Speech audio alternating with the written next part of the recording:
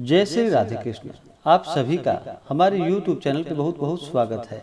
आइए सुनते हैं गुप्त नवरात्रि के दौरान श्री दुर्गा सप्तशती का आप सभी जो कि 1 से लेकर के 13 अध्याय तक को कथा आप श्रवण कर पाएंगे हमारे चैनल पे, जो कि प्रत्येक दिन आप कथा को श्रवण कर पाएंगे। गुप्त नवरात्रि का व्रत जो कि हर वर्ष आषाढ़ के महीने में और माघ के महीने में शुक्ल पक्ष प्रतिपदा तिथि से लेकर के 9वीं तिथि तक गुप्त नवरात्रि का व्रत किया जाता है और इस दौरान माता 10 महाविद्याओं का पूजन किया जाता है।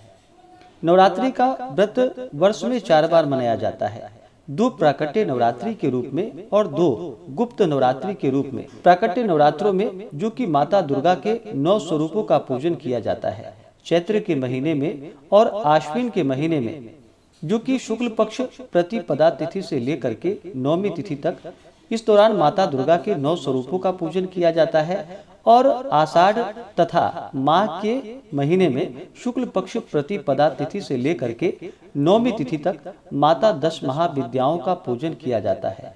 जो भी सच्ची श्रद्धा के साथ, नियम और निष्ठा के साथ इस व्रत को धारण करते हैं, उनके सभी प्रकार के दुख और कष्ट दूर हो जाते हैं तथा माता 10 महाविद्या की कृपा से सभी प्रकार के मनोरथ सिद्ध होते हैं। तो आइए सुनते हैं श्री दुर्गा सप्तशती पहले अध्याय की कथा। तो बोलिए प्रेम से माता दुर्गा की जय, नव दुर्गा देवी की जय, सर्व देवी देवता की जय। इस अध्याय में मेधा ऋषि का राजा सूरत और समाधि को भगवती की महिमा बताते हुए मधु कैटभ वध का वर्णन किया गया है। तो आइए सबसे पहले माता दुर्गा का ध्यान करते हैं, इसके बाद फिर हिंदी में कथा को श्रवण करेंगे। ओम खड्गम चक्र गदेषु चाप परिघान शूलम भुशुंडिम शिरः शंखं संदधतिं करैस्त्रिनयनां सर्वांगभूषावृतां नीलश्मदुतिमाश्यपाददशकां सेवे महाकालिकां यामस्तस्वपिते हरौ कमलजो हन्तुं मधुं कैटभम्। ओम श्री दुर्गा देव्यै नमः। तो बोलिए प्रेम से दुर्गा माता की जय। प्रथम चरित्र के ब्रह्मा ऋषि महाकाली देवता गायत्री छंद, नंदा शक्ति, रक्तदंती का बीज, अग्नि तत्व और ऋग्वेद स्वरूप है। श्री महाकाली देवता की प्रसन्नता के लिए प्रथम चरित्र के जप में विनियोग किया जाता है। भगवान विष्णु के सो जाने पर मधु और कैटभों को मारने के लिए कमल जन्मा ब्रह्मा जी ने जिनका स्तवन किया था, उन महाकाली देवी का मैं सेवन करता हूँ। वे अपने 10 हाथों में खड्ग, चक्र, गदा, बाण, धनुष, परिध, शूल, भुशुंडी, मस्तक और शंख धारण करती हैं। उनके 3 नेत्र हैं। वे समस्त अंगों में दिव्य आभूषणों से विभूषित हैं। उनके शरीर की कांति नीलमणि के समान है तथा वे 10 मुख और 10 पैरों से युक्त हैं। मार्कंडेय जी बोले, सूर्य के पुत्र सावर्णी जो 8वें मनु कहे जाते हैं, उनकी उत्पत्ति की कथा विस्तार पूर्वक कहता हूँ, सो सुनो। सूर्य कुमार महाभाग सावर्णी भगवती महामाया के अनुग्रह से जिस प्रकार मनवंतर के स्वामी हुए, वही प्रसंग सुनाता हूँ। पूर्व काल की बात है। स्वारोचिस मनवंतर में सूरथ नाम के एक राजा थे जो चैत्र वंश में उत्पन्न हुए थे। उनका समस्त भूमंडल पर अधिकार था। वे प्रजा का अपने औरस पुत्रों की भांति धर्म पूर्वक पालन करते थे। तो भी उस समय कोला विद्वंसनी नाम के क्षत्रिय उनके शत्रु हो गए। राजा सूरत की दंड नीति बड़ी प्रबल थी। उनका शत्रुओं के साथ संग्राम हुआ। यद्यपि कोला विद्वंसनी संख्या में कम थे, तो भी राजा सूरत युद्ध में उनसे परास्त हो गए। तब वे युद्ध भूमि से अपने नगर को लौट आए और केवल अपने देश के राजा होकर रहने लगे। समूची पृथ्वी से अब उनका अधिकार जाता रहा, किंतु वहां भी उन प्रबल शत्रुओं ने उस समय महाभाग राजा सूरत पर आक्रमण कर दिया। राजा का बल क्षीण हो चला था, इसलिए उनके दुष्ट, बलवान एवं दुरात्मा मंत्रियों वहां उनकी राजधानी में भी राजकीय सेना और खजानों को हथिया लिया। सूरत का प्रभुत्व नष्ट हो चुका था, इसलिए वे शिकार खेलने के बहाने घोड़े पर सवार हो वहां से अकेले ही एक घने जंगल में चले गए। वहां उन्होंने विप्रवर मेधा मुनि के आश्रम को देखा, जहां कितने ही हिंसक जीव अपनी स्वाभाविक हिंसा वृत्ति छोड़कर परम शांत भाव से रहते थे। मुनि के बहुत से शिष्य उस वन की शोभा को बढ़ा रहे थे। वहां जाने पर मुनि ने उनका सत्कार किया और वे उस मुनि श्रेष्ठ आश्रम पर इधर उधर विचरते हुए कुछ काल तक रहे। फिर ममता से आकृष्ट चित्त होकर वहां इस प्रकार चिंता करने लगे कि पूर्व काल में मेरे पूर्वजों ने जिसका पालन किया था वही नगर आज मुझसे रहित है। पता नहीं मेरे दुराचारी भृत्यगण उसकी धर्म पूर्वक रक्षा करते हैं या नहीं।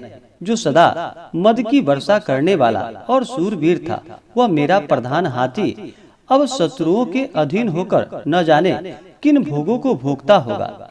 जो लोग मेरी कृपा, धन और भोजन पाने से सदा मेरे पीछे चलते थे, वे निश्चय ही अब दूसरे राजाओं का अनुसरण करते होंगे। उन अपयवी लोगों के द्वारा सदा खर्च होते रहने के कारण अत्यंत कष्ट से जमा किया हुआ मेरा वह खजाना खाली हो जाएगा। ये तथा और भी कई बातें राजा सूरत निरस्त सोचते रहते थे।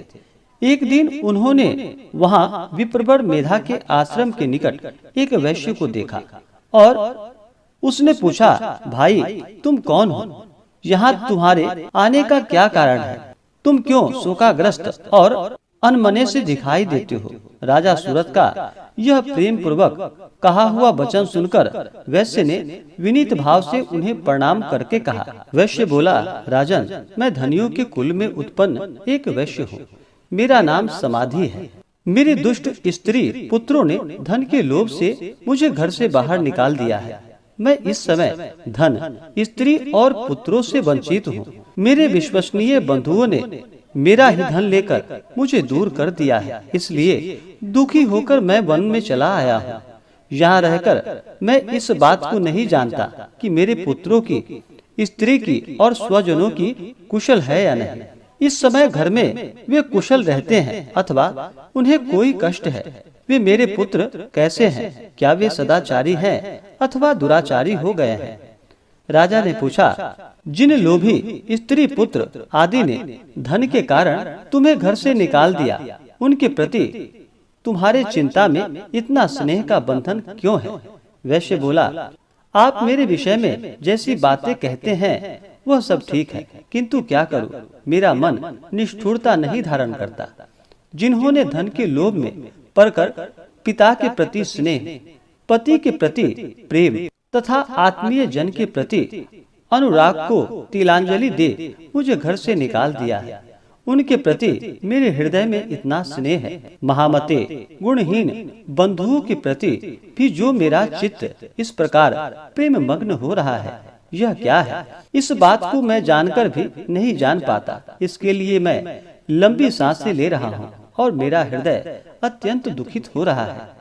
उन लोगों में प्रेम का सर्वथा अभाव है, तो भी उनके प्रति जो मेरा मन निष्ठुर नहीं हो पाता, इसके लिए क्या करूं? मार्कंडेय जी कहते हैं कि ब्राह्मण तदंतर राजाओं में श्रेष्ठ सूरत और वह समाधि नामक वैश्य दोनों साथ साथ मेधा मुनि की सेवा में उपस्थित हुए और उनके साथ यथा योग्य न्यायकुल विनय पूर्ण बर्ताव करके बैठे। तत्पश्चात वैश्य और राजा ने कुछ वार्तालाप आरंभ किया। राजा ने कहा कि भगवान, मैं आपसे एक बात पूछना चाहता हूँ, उसे बतलाइए। मेरा चित्त अपने अधीन न होने के कारण वह बात मेरे मन को बहुत दुखी कर देती है। जो राज्य मेरे हाथ से चला गया है, उसमें और उसके संपूर्ण अंगों में मेरी ममता बनी हुई है। मुनि श्रेष्ठ, यह जानते हुए भी कि वह अब मेरा नहीं है, अज्ञानी की भांति मुझे उसके लिए दुख होता है। यह क्या है? इधर यह वैश्य भी घर से अपमानित होकर आया है। इसके पुत्र, स्त्री और भृत्यों ने इसे छोड़ दिया है। स्वजनों ने भी इसका परित्याग कर दिया है, तो भी यह उनके प्रति अत्यंत हार्दिक स्नेह रखता है।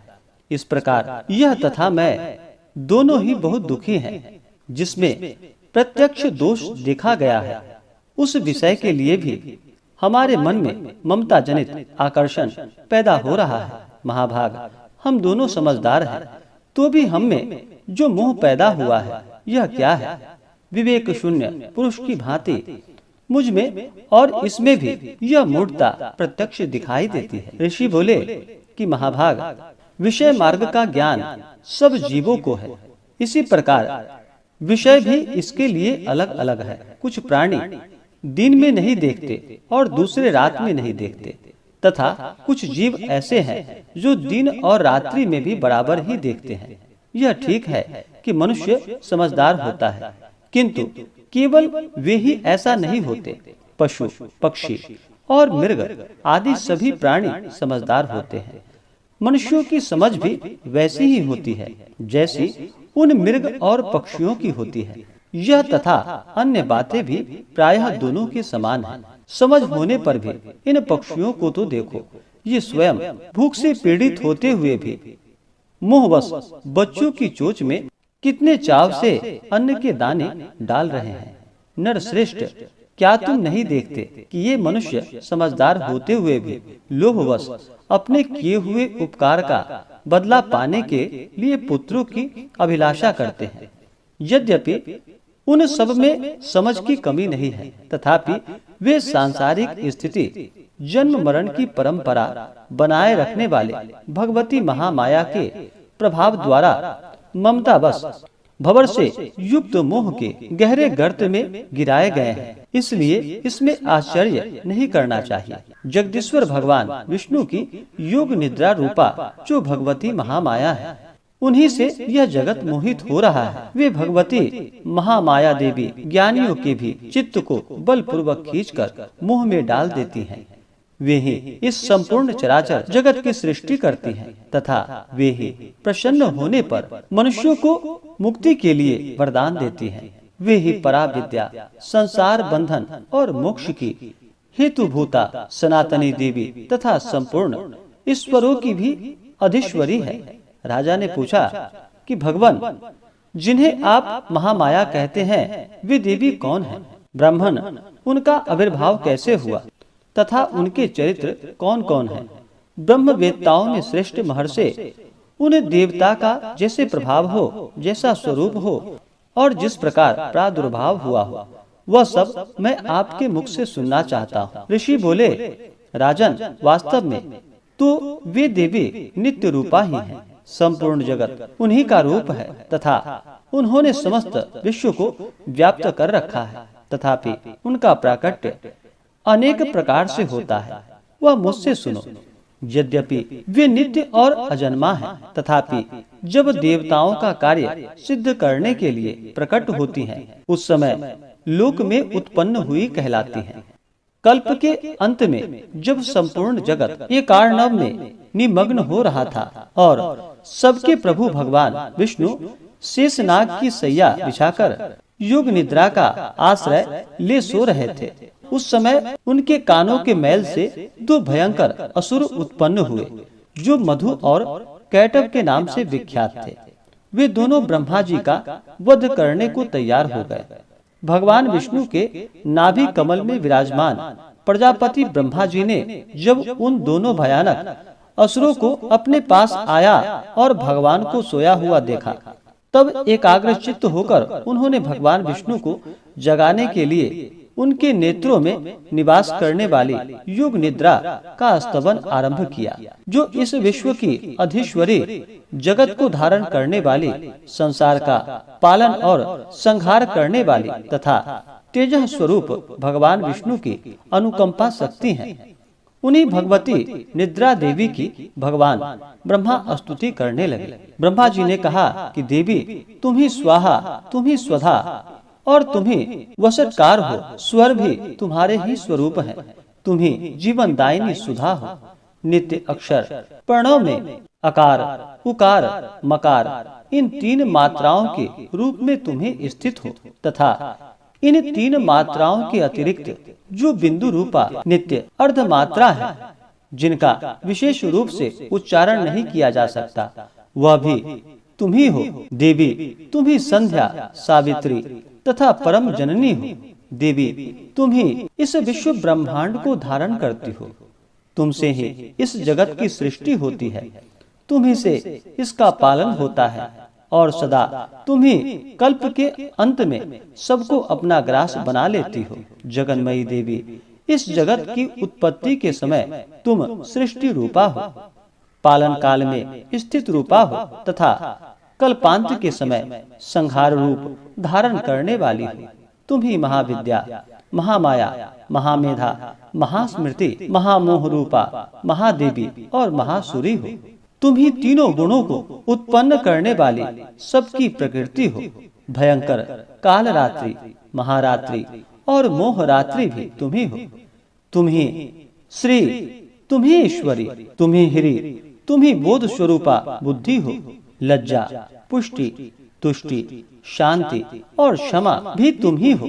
तुम खड्ग धारणी, शूल धारणी, घोर रूपा तथा गदा, चक्र, शंख और धनुष धारण करने वाली हो। बाण, भुषुंडी और परिध ये भी तुम्हारे अस्त्र हैं। तुम सौभाग्य और सौम्यतर हो। इतना ही नहीं, जितने भी सौम्य एवं सुंदर पदार्थ हैं उन सब की अपेक्षा तुम अत्यधिक सुंदरी हो। पर और अपर, सबसे परे रहने वाली परमेश्वरी तुम ही हो। सर्वस्व रूपे देवी, कहीं भी सत असत रूप जो कुछ वस्तुएं हैं और उन सब की जो शक्ति है वह तुम ही हो। ऐसी अवस्था में तुम्हारी स्तुति क्या हो सकती है। जो इस जगत की सृष्टि, पालन और संहार करते हैं, उन भगवान को भी जब तुमने निद्रा के अधीन कर दिया, तब तुम्हारी स्तुति करने में यहाँ कौन समर्थ हो सकता है। तुमने ही मुझको, भगवान शंकर को तथा भगवान विष्णु को भी तुमने ही शरीर धारण कराया है, अतः तुम्हारी स्तुति करने की शक्ति किसमें है। देवी, तुम तो अपने इस उदार प्रभाव से ही प्रशंसित हो। ये जो दोनों दुर्धर्ष असुर मधु और कैटभ हैं, इनको मुंह में डाल दो और जगदीश्वर भगवान विष्णु को शीघ्र ही जगा दो। साथ ही इनके भीतर इन दोनों महान असुरों को मार डालने की बुद्धि उत्पन्न कर दो। ऋषि कहते हैं, राजन, जब ब्रह्मा जी वहाँ मधु और कैटभ को मारने के उद्देश्य से भगवान विष्णु को जगाने के लिए तमोगुणी अधिष्ठात्री देवी योग निद्रा की इस प्रकार स्तुति की, तब वे भगवान के नेत्र, मुख, नासिका, बाहु, हृदय और वक्ष स्थल से निकलकर अव्यक्त जन्मा ब्रह्मा जी की दृष्टि के समक्ष खड़ी हो गई। योग निद्रा से मुक्त होने पर जगत के स्वामी भगवान जनार्दन उस एक अर्णव के जल में शेषनाग की सैया से जाग उठे। फिर उन्होंने उन दोनों असुरों को देखा। वे दुरात्मा मधु और कैटभ अत्यंत बलवान तथा पराक्रमी थे और क्रोध से लाल आंखें किए ब्रह्मा जी को खा जाने के लिए उद्योग कर रहे थे। तब भगवान श्री हरि ने उठकर उन दोनों के साथ 5000 वर्षों तक केवल बाहु युद्ध किया। वे दोनों भी अत्यंत बल के कारण उन्मत्त हो रहे थे।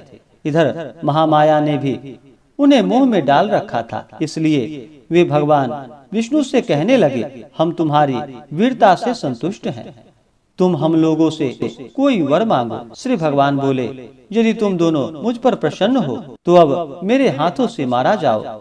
बस इतना सा ही मैंने वर मांगा है, यहाँ दूसरे किसी वर से क्या लेना है।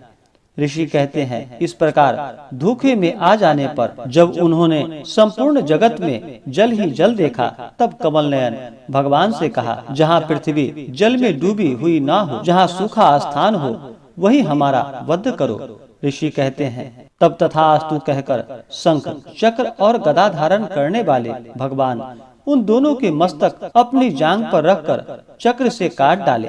इस प्रकार ये देवी महामाया ब्रह्मा जी की स्तुति करने पर स्वयं प्रकट हुई थी। अब पुनः तुमसे उनके प्रभाव का वर्णन करता हूँ, सुनो।